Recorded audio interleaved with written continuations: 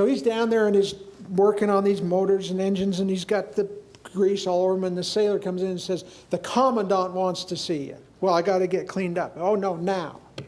Well, the commandant was over several subs, kind of between a captain and an admiral and over several subs.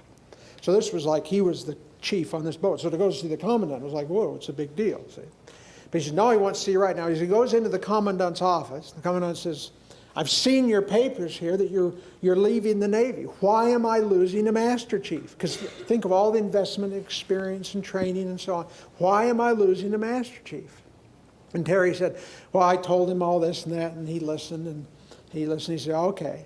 Then he looked at him, he said, you know, "Chief, really, why am I losing you?" And he said, I felt he cared so much, and it was so personal and so direct. He looked me in the eyes, and he just had this intense caring for me as a person. He said that I just spilled my guts.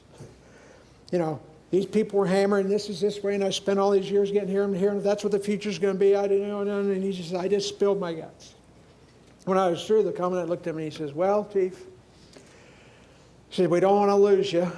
He says, there's a few things there I can fix. I can make some reassignments. I can solve a few of those things, but there's some of those things you're just going to have to learn how to live with. And he says, at that moment, I made the decision I wasn't leaving. Why?